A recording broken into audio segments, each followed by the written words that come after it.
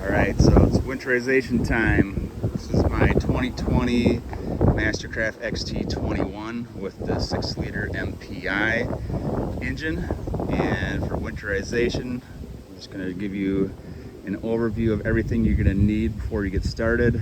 I like to do my oil change same time as I winterize, so it's fresh for the spring. So to do that, you'll need an oil extractor. I like this one I got from Harbor Freight. Works well, not too much of a mess. You need 5 quarts of that Rotella T4 15W40 for the 6-liter. Ilmor Oil Filter. You're gonna need a 5-gallon bucket, so we'll be doing the bucket method for warming up the engine. You're gonna need a large diameter tube. This one's about 1 5/8 inch diameter. Plugs in nicely to the raw water intake on the engine. For actual hand tools, you'll need an 18mm, 16mm, 10mm, a 1/4 inch nut driver, and a 5/16 nut driver. I also like to have my big channel locks available in case my C-strainer gets stuck and I need to put a little torque on there. I've got the Sta-Bil for the fuel. So for the 50-gallon tank on this boat, I put in 20 ounces of Sta-Bil Storage. This is the kind you want when you're storing over the winter, not the marine. That's more of a daily use product. Shop vac, which you'll need for vacuuming out your heater if you've got a heater. And then in terms of the actual antifreeze for the engine, I run 7 gallons of the -60 from West Marine, and it's important because this is the engine style of antifreeze that has the anti-corrosion properties you'll want. The standard pink RV does not have that. Standard pink I use in the ballast system, so 1 gallon per side. We'll get into that later. And you're going to need a couple of funnels, one for engine oil, and I use this one for filling ballast tanks up with the pink antifreeze. From there, you'll just need a few drop cloths. I like these moving blankets, they're nice and thick. I use one on the swim platform, a couple on the inside. And then you're gonna need a garden hose, since you'll be continuously filling that bucket up for warming up the engine. So I've already added my fuel stabilizer, topped up my tank all the way. So as I run the engine, that stabilizer will get drawn into the engine as well, which is what you want. So that's it for supplies, and we'll hop in there and we'll get it started. All right, so I've got all the supplies moved into the boat now, and the first thing I'm going to do before warming up the engine is I'm going to try to empty the ballast tanks one more time. Just manually override them 30 seconds a piece. See if you can get anything else out of there, because we're going to pull those bags out of the lockers before we start on the winterization. Just gives us a little more room to work, and they got to come out anyways.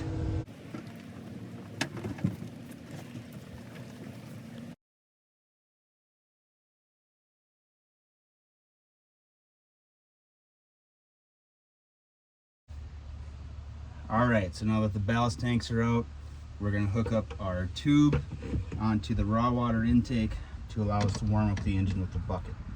So pretty simple here.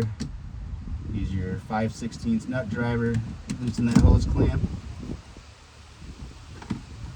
wiggle this off. So this hose here is connected to the water pump on your engine. So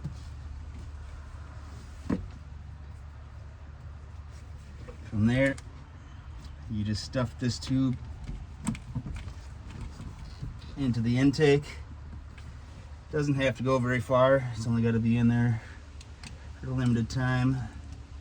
See if I can get it anymore. Looks good. And this tube I want to mention. Has a steel coil inside that prevents it from collapsing, and also helps you to make a good connection, because I can tighten up this hose clamp a little bit without crushing the tube. So you probably don't want just a plain rubber tube unless it's got a steel coil. So that's that. From there, we'll put the tube in the bucket and start filling the bucket. All right, so I'm gonna fill this bucket up. We'll get about 3/4 full before we actually start the engine. And I'm also gonna put some water directly into the tube to prime the line.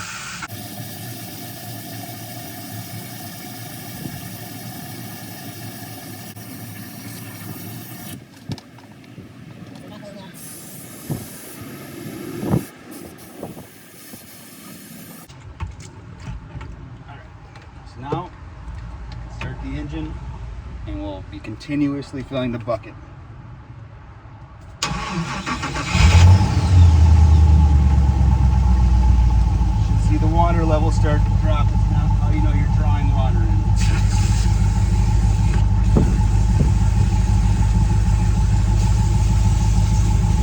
Just want to give you a good view of how this is running.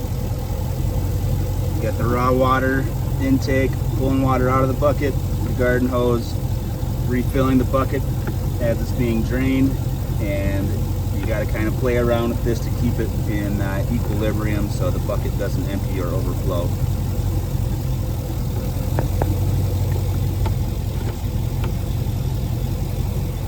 Alright, so I bumped up the RPMs a little bit, try to bring it up to temperature.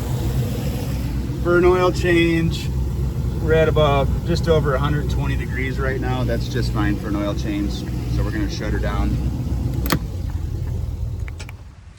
All right, so now for the oil change, we're gonna remove the filler cap.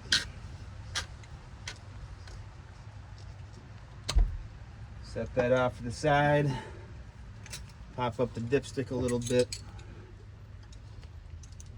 And you've got this oil line here connected to the bottom of your drain pan.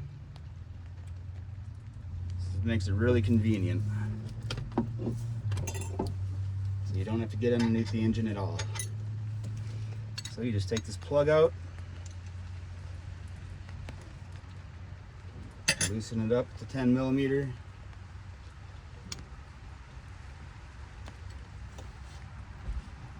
Set that off to the side. So this is the part where you need to get a little bit creative. I've never found the fitting that actually works with this hose, so you got to get a little bit creative, but what I've done in the past that works fine is you just tape these together, and again, it doesn't have to hold for long.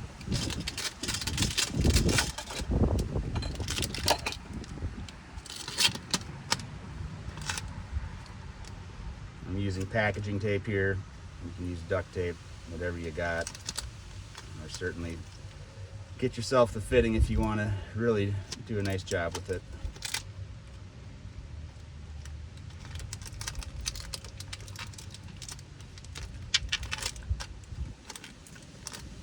But for my intent, I'll even double wrap it.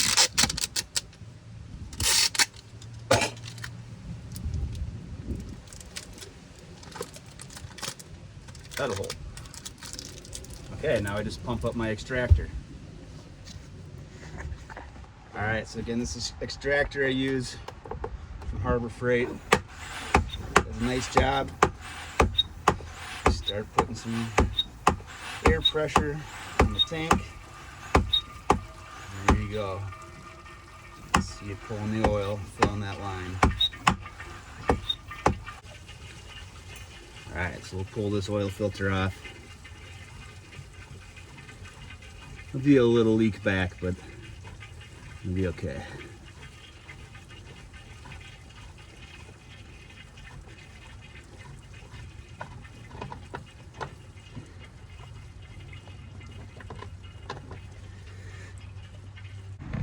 Alright, I got a lot more oil in there, and I have used the extractor in the past to remove this, but works well just to drain it into a bag too. Alright, so oil filter, Ilmor MV8V1021.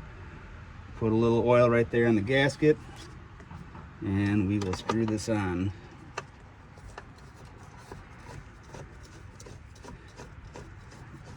These hoses kind of push against it, so you got to kind of push them back, otherwise you'll have a difficult time starting this thread. Hand tight, nothing too crazy. All right, now we'll just check to make sure we're completely extracted here. All right, so the extraction is complete. You can tell when your line starts running dry. Also, if you take a look at your extractor, this one's right between 4 and 6 liters, which is pretty close to, so 5 liters is pretty close to 5 quarts. So good indicator that we've gotten what we need to get out. So at this point, just kind of undo our connection here, which actually worked very well. You can see nothing leaking out of there. It's not the prettiest, but it works. And just as a reminder, control this line when you take it off. If it whips out of there, you're gonna get oil sprayed across your boat, which you're not gonna like. So this side, place the cap.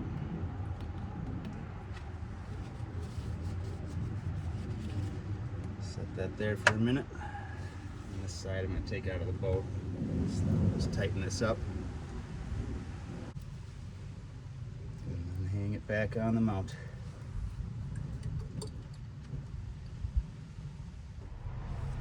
All right, as I mentioned, 6 liter Rotella T4 15W40. That's what Ilmor calls for, 5 quarts. Here's the 5th quart going in. All right, we've got our 5 quarts in. Place that filler cap.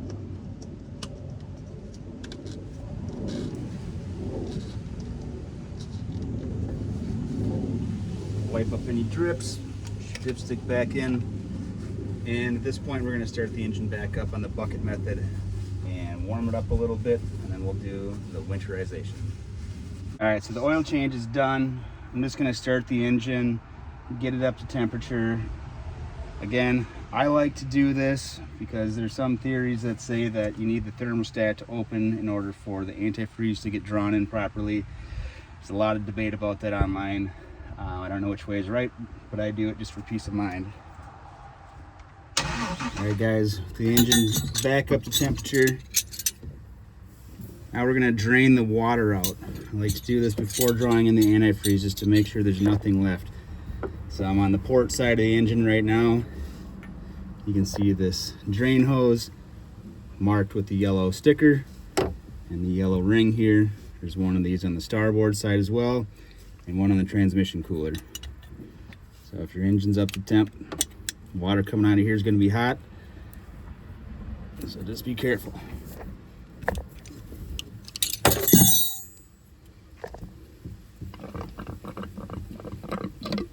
I like to just throw it right there in the bottom. Let it drain for a minute. And as I open the other ones, it'll relieve some of that static pressure in there. The transmission cooler now.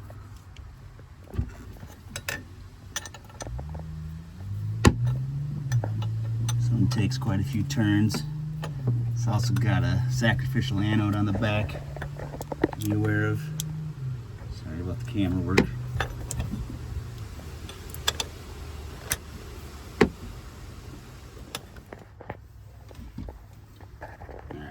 Finish taking this plug out. There's the anode on there.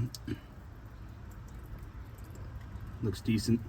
Just gonna set this off to the side for now. You can see a little water siphoning off there, and we'll go to the port side. All right, over here on the starboard side, very much the same process. Just want to highlight here, if you don't get good flow out of these right away, sediment can build up in there, so you might need to put something in there to loosen it or to shake it, because it should be flowing freely like that. That's what it. All right, so once all the water's drained out, just replace these plugs. If your boat's got a heater, this next spot is for you. So what we need to do is pull off these lines that run to the heater core. And remember, the heater core is all the way up under the driver's side dash. So if you don't do this step, your heater core will freeze and we'll have a leak in the spring, and it's a costly repair. So you pull off both sides of this line with these lines. You can see there's water in there. And then I've got my shop vac in here. So I'm gonna turn this shop vac on and we'll shop vac, place the shop vac. We'll just choose a line. I'll choose this one and we'll draw the water through the hoses with the shop vac. So pretty much just create a seal with your hand. You'll feel the water start glugging through. I think I've pretty much got it all out of there. So then the next step is to make sure you've got antifreeze in that heater core. Is the lower 1 gallon of antifreeze down, so I can reach it. That'll work. Adjust the camera here. And then we'll place the vacuum on the other side.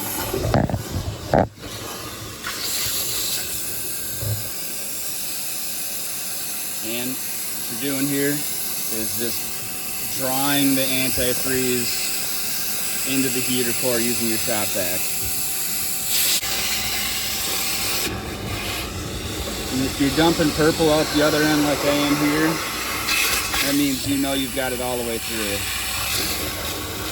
Yep, you can see purple. This is an important step for a heater. All right, I got the vacuum off. That took most of a gallon. And we'll just reattach these lines. Same spot they came off. And one more thing before we draw on the antifreeze. This is the step you don't want to forget, is you want to empty out your sea strainer and just clean it out really good. This thing will have water in it and it'll crack your sea strainer if you don't empty it like that.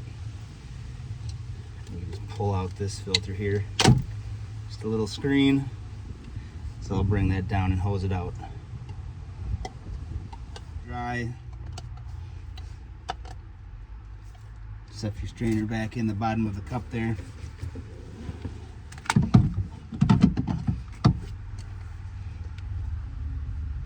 Make sure it's centered. Alright guys, so this is the last step. Finally get to draw on this antifreeze. So as a reminder, we've got both the port and starboard side drain lines drained of all water, transmission cooler drained of all water, the sea strainer dumped out. So last step here, we're going to fill up this bucket with the first 5 gallons of antifreeze.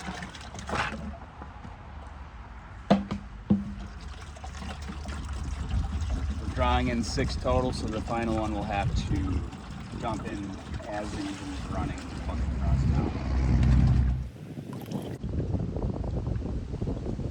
Alright, and since we drained out the block, this raw water tube also got drained back a little bit, so to prime it, to make sure the impeller's not running dry. I'm going to dump some fluid directly in here as well.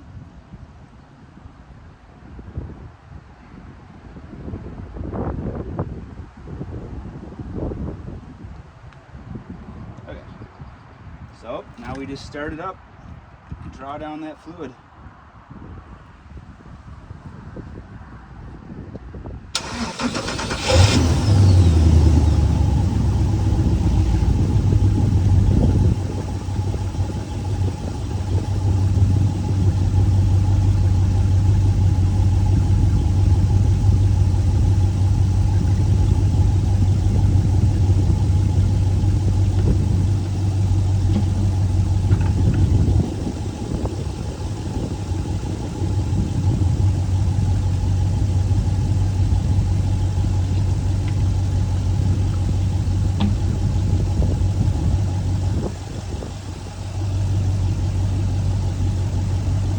down there.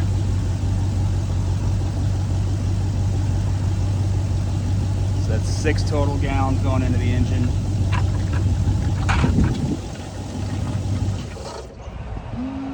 And you shut it off right as the bucket empties.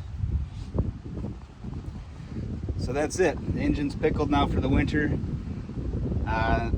Some guys like to drain the block again.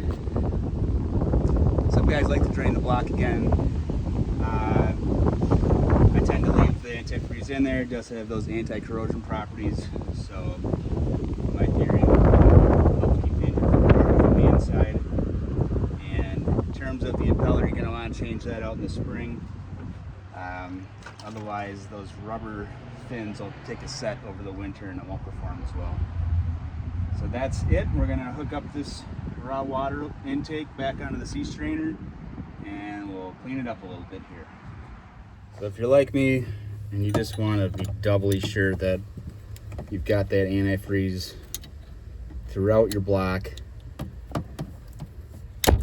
you can pull these lines off again and see what comes out. You can see this one. Hard to see on video, but it's definitely purple coming out of there. So it gives me a lot of confidence, helps me sleep on those extra cold nights in Minnesota. All right, so now that the engine's all pickled, done winterizing, a couple things that I don't want to forget. So this is your fuel tank vent. Lets air into the fuel tank while the engine's running. It's also, when you're storing, a source of oxygen, which is the enemy of your gas for long-term storage. So you want to just seal that up, some packaging tape. And once the exhaust dries out, we're going to tape those exhaust flaps closed as well. All right, now for the ballast tanks. So for these, we've got the bags out. You can see you have the rear drain here. This connects to your hard tank.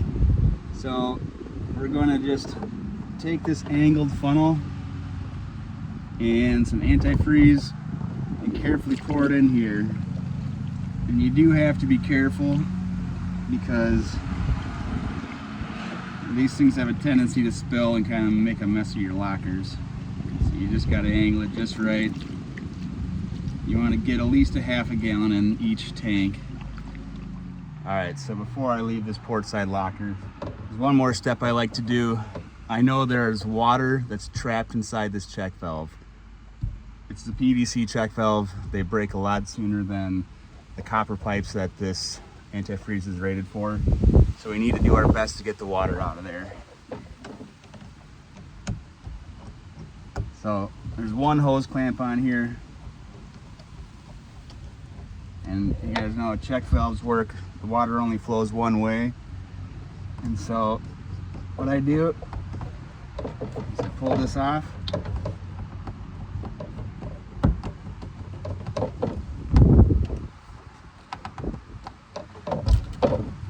If you have an air compressor, you can blow air through there. What I do is I just give it a puff of air and it ejects all the water out the side of the boat. All right guys, for front ballast, I have done this every year and it hasn't failed me. Basically, I just dump some antifreeze directly into the outlet pipe.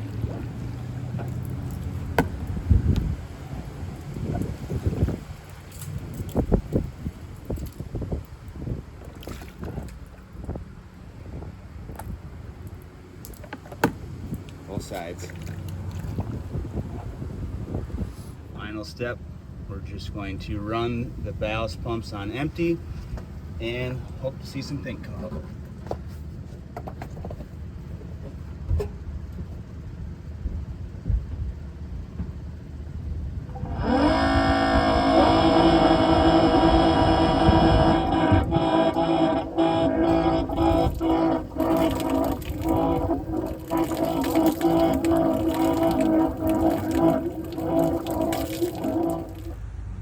As we're closing things up here, just remember where rodents could enter your boat, like the bottom drain plug. I like to put rodent repellent pack right there.